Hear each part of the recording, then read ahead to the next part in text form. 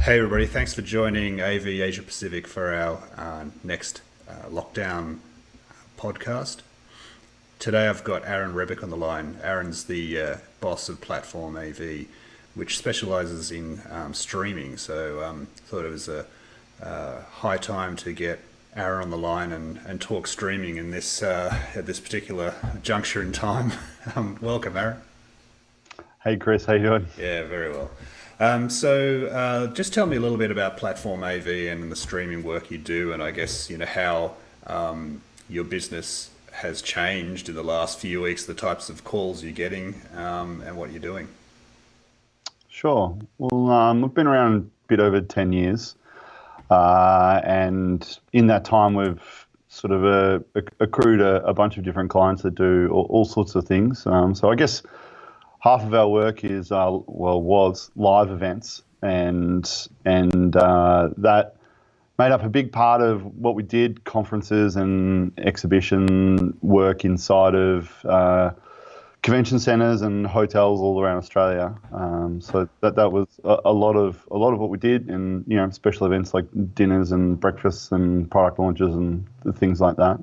But we've also probably over the last 20 years, I've been involved in video conferencing and linking different events together to be able to do multi-site events for, bigger corporates that can't come together or need to join their forces. And so that led into, in the last 5 years, looking at doing a lot of streaming and that sort of thing. So yeah, from streaming to a recording to linking groups together that need to be linked over the web.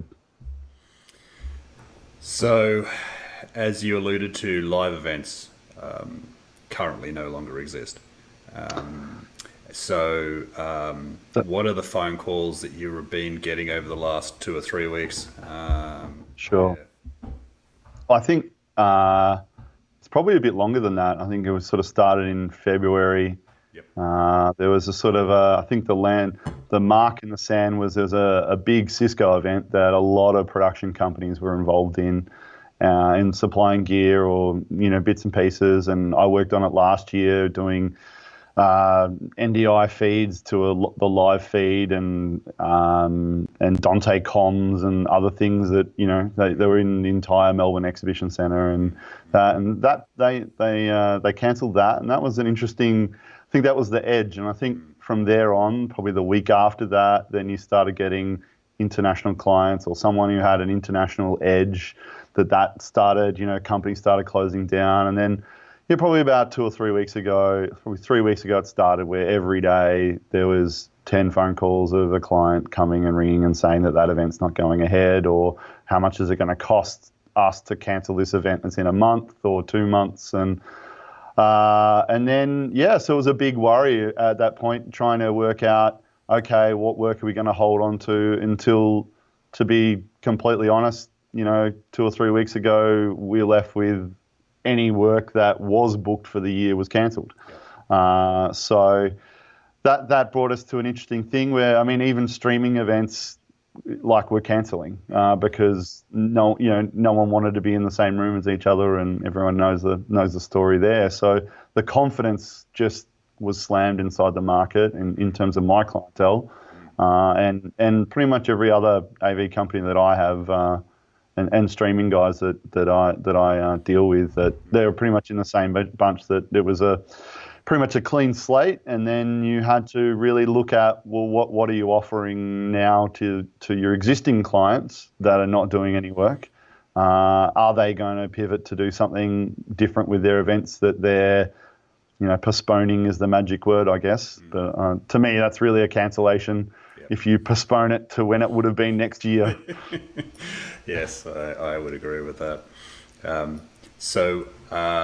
Early days, but how are they pivoting?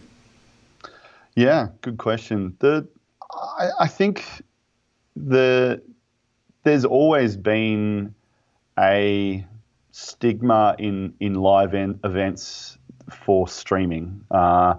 Clients, like conference organisers and corporates, aren't sure what streaming their event is going to do to ticket sales. They're not sure how So if we go back 6 months ago, if I was to have this discussion with someone, they're like, well, we're thinking about streaming our event, our breakout rooms or our plenary session, but we really don't want that to affect the core part of the conference. And now that decision has been made for everybody. It's no longer a question of how it's going to affect your event. It's can your event happen online is really the question that everyone's asking. And then if it can, what would it look like? And then in the last couple of weeks, does it happen live and then get streamed for those people who can't travel international? And then in the last week, it's obviously that's traveling is just not happening. And then even, interstate travel's not happening. So, sort of the last 3 weeks have been that real slide of the shift or of what the event looks like. The world is sort of contracted in.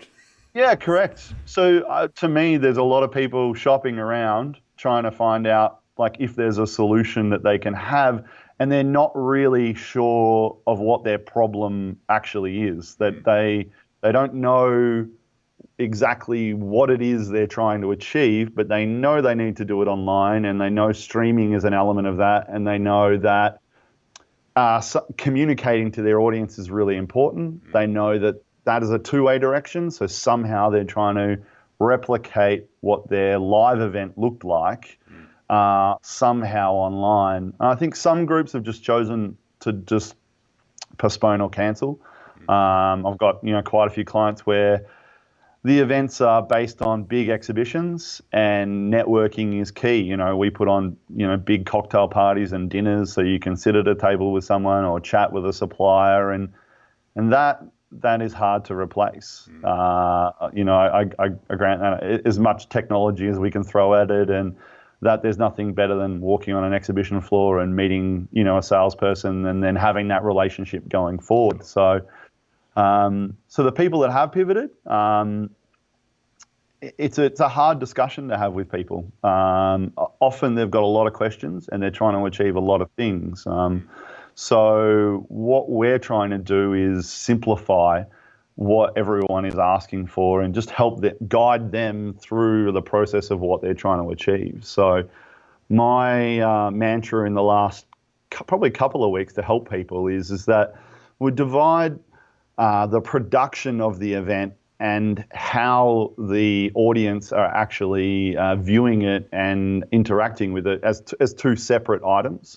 And so, we know we have a massive experience in putting on events. So it's not a problem, and we can do that online. We have a lot of great tools. We have our own studio that can mix that stuff, and everything is remote. And that's not a difficult thing for us. We're able to do, Polycom and Cisco. We're able to do, Skype and Zoom. We're able to do, vMix Call and a lot of those things. So I'm pretty sure that anyone's request, we can work that out in terms of what their event looks like. But the thing that I probably spent the most amount of time on trying to work with people and work out what they're doing is how is the audience actually viewing this content? And that seems to be the bit that's hard to get people to actually lock in with is like a lot of people kind of go, okay, so we're using this word pay-per-view now, and that wasn't something in a corporate world that anyone was really comfortable with, like you pay to see a movie on Apple TV, but you don't pay-per-view to watch someone speaking necessarily. And but really pay-per-view in the last couple of weeks has just transformed into, well, we used to charge for this conference, or we used to charge for this talk or breakfast, and now we're still charging and they're watching, so we're going to call that pay-per-view. So at its simplest form, it's really easy, like you would do on Netflix or on Apple TV. Is you click on something you want to watch and you put your credit card in, and that is really easy to do from our point of view. But the integration into their CRM and the integration into their last year's event list, emailing out and trying to bring all that together, finding out who has signed up and who hasn't, and who they can follow up and chase. And I mean, these are a lot of things that multiple departments inside of a company would do. This is what PCOs are there for. Like, they're the ones, managing that marketing for an event. They're the ones, taking the enrolling people and taking them through everything that they need to do. But that shift has been like, now somehow with a click of a button, the streaming companies are responsible for that now, and that's the tough one. And we're trying to we have one group that we're looking at the moment, which potentially have 30 events over the next 6 months. They are all different and all run by different event managers. They're for different people. It's a university, so it's very fragmented. The universities are overrun in terms of trying to provide their core business, which is education online now.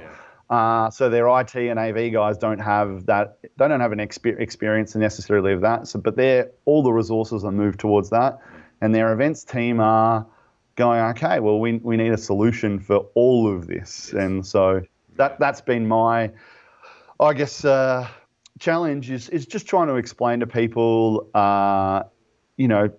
that this is complex, and they're not dummies, like they've clicked around and found that you can get a subscription to Vimeo for $1,000 a year, and that might be their solution, but they're hesitant to do that because they know that it's more complicated than just having a Vimeo account or a YouTube account, and it is. There's a lot of small intricacies that make up an event that's managed well.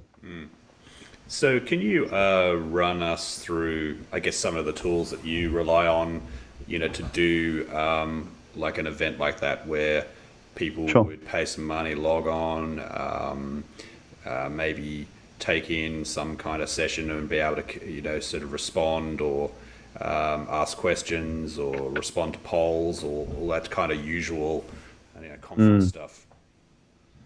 Yeah, I guess to divide it into, for a public event that's like publicly available, there's a lot of great tools out there that vMix offers at its core. So that is, if it is a public event and people can tweet or ask a question on YouTube, then we can manage that really easily.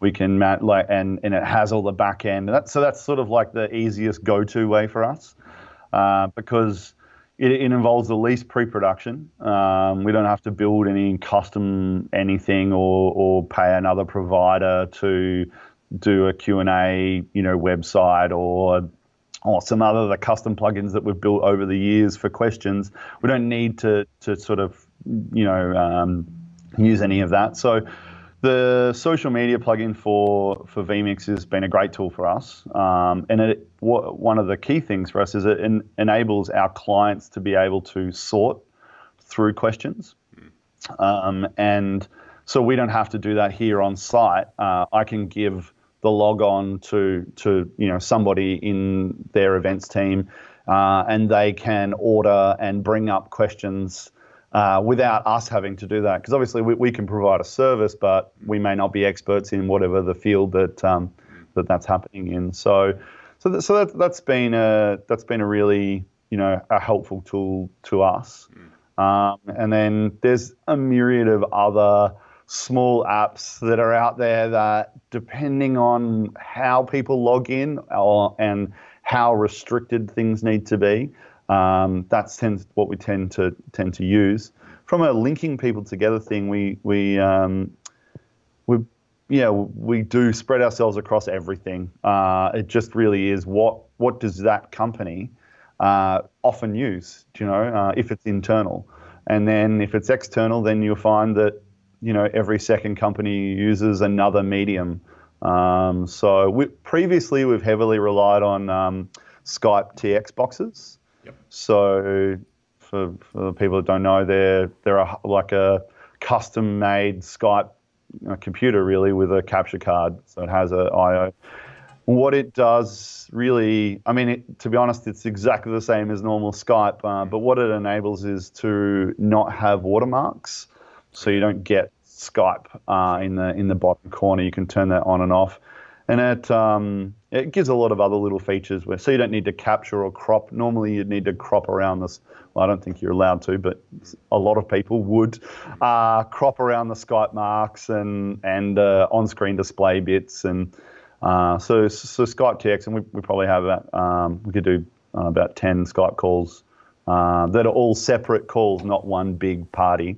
Gotcha. And then I think one of the recent things that we did for a client recently is use Zoom and the Zoom Rooms feature, which is, look, I know Zoom is like the word that everyone is using to solve all problems, and I honestly don't believe that is the case. They do offer some really cost-effective solutions, especially with Zoom Rooms.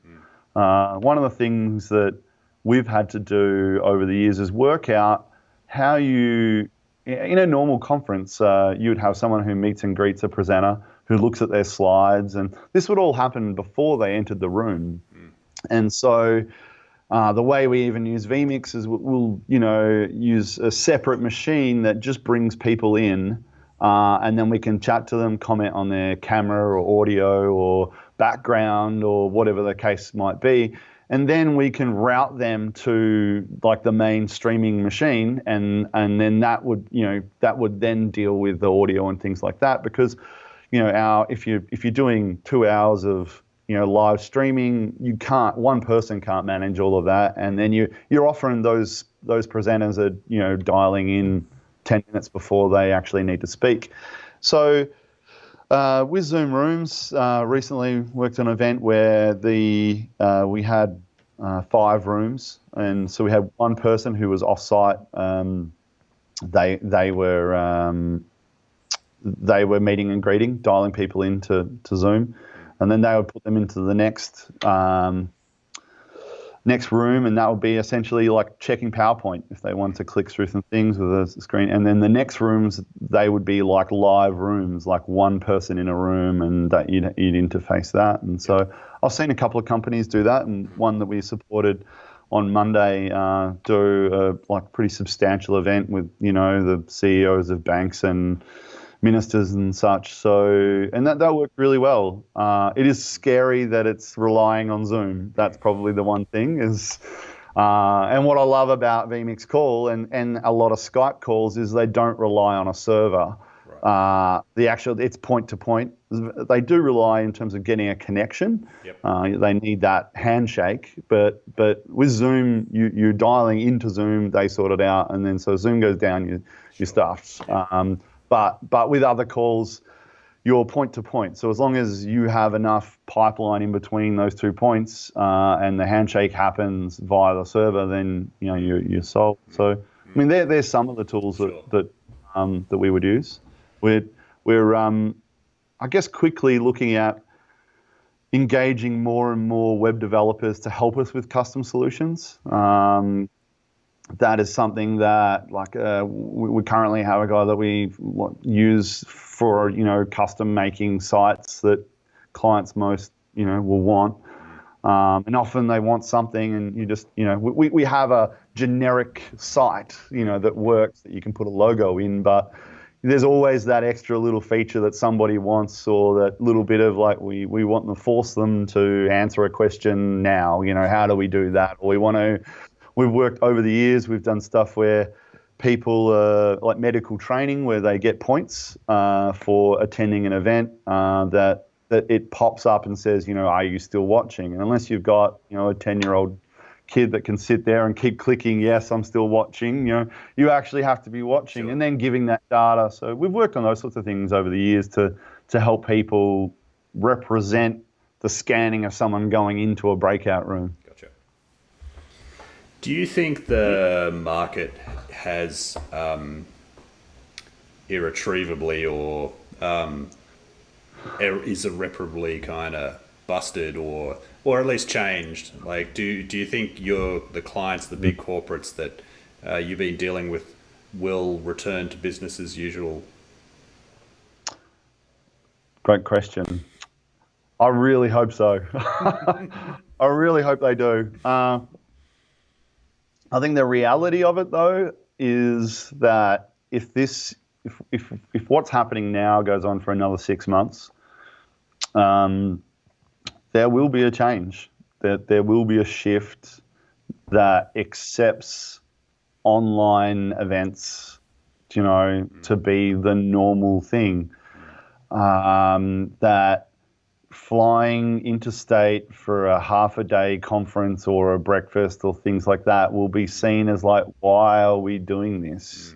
The costs involved, even if a company can afford it, they're realizing that their time could be better spent. And if we can sort out the engagement and the social aspect somehow, whether that's dividing it back down so that it's the national events, we have state meetups or something like that. I think it will change. I was chatting to someone earlier in the week when we were saying that this year's rollout of AGMs that most production houses have worked on at some stage, that are quite a fanfare, are there to impress shareholders and make everyone feel warm and fuzzy about their retirement fund, and that you get the guys elderly turning up for their sandwiches and cup of tea at the end, and there's no way they would ever do that online in previous years, even though it has been streamed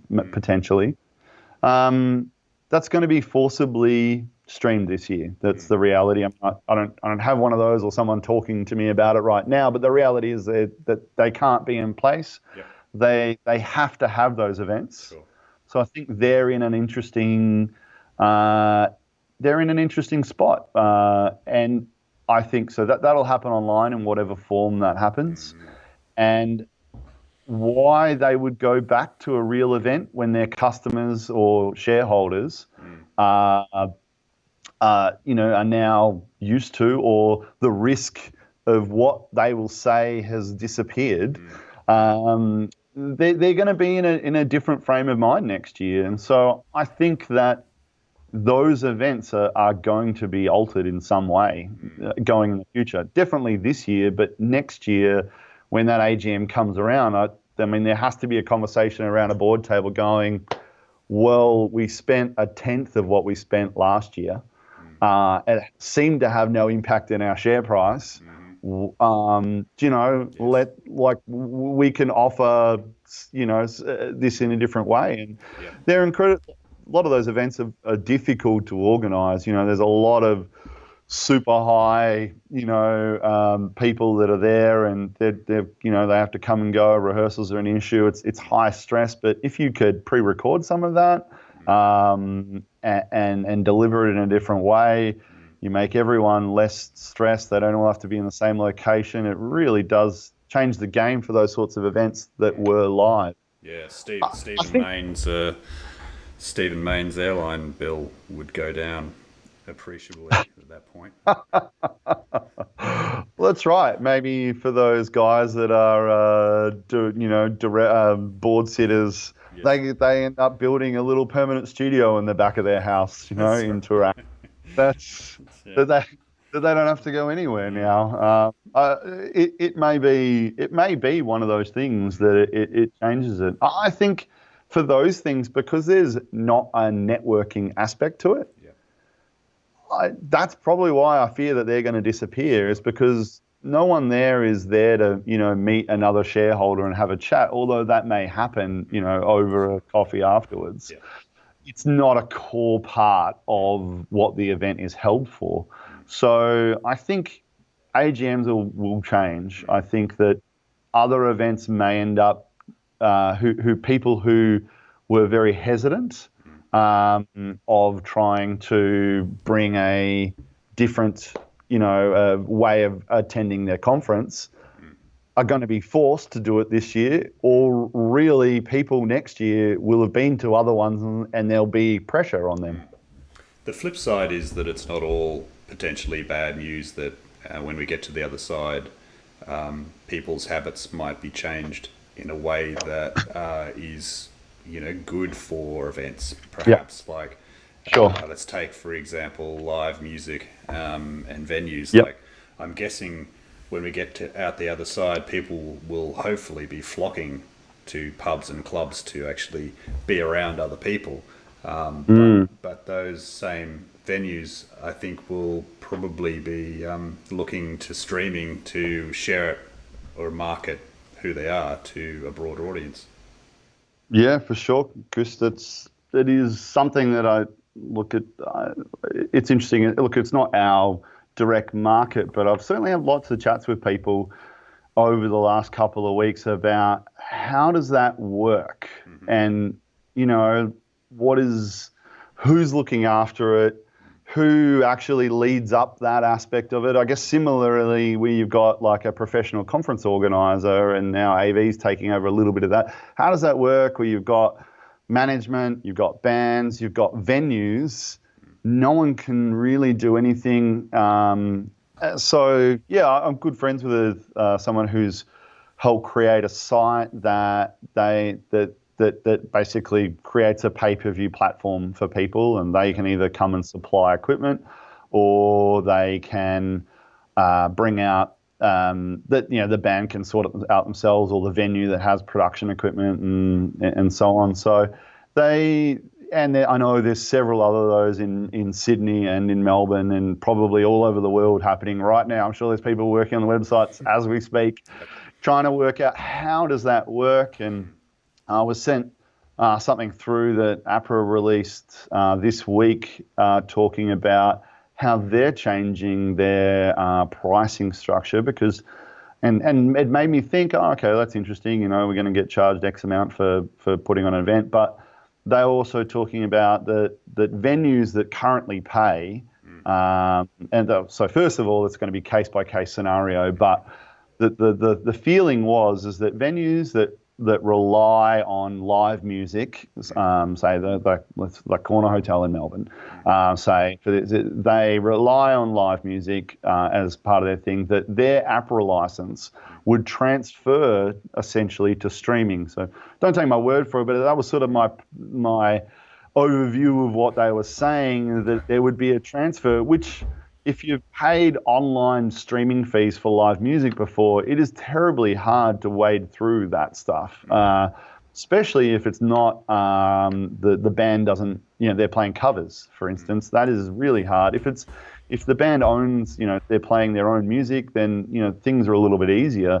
But normally, for something to be streamed, and that if it's not your content, then you would need permission from the record label, and essentially that is, I think, going to change because we're now treating a live venue as if the streaming platform is now being treated as a live venue in some ways, or at least that's the direction that the things are heading, or people are thinking about it.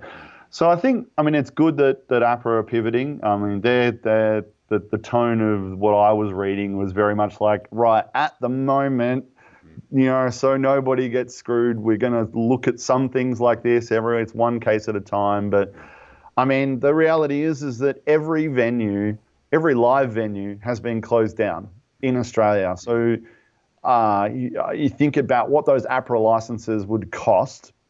And we're also talking, for them to go, well, this month or, quarterly, however they pay them, they don't need to. It's a big impact on musicians because I was going to say it's not my expertise, but I imagine that has to flow down somewhere. If the money isn't coming in licensing, then it can't flow to musicians. So I think it's really interesting, and I also think are people going to take on watching a live band on TV? Is that a replacement? And does it need to be quality? And are television stations going to take that on? Are radio stations going to put on live shows? They kind of do at the moment. There's nothing new to get, a live performer to come in on radio at the moment and do one of their new songs acoustic. But I think everyone is thinking at the moment, how do we pivot?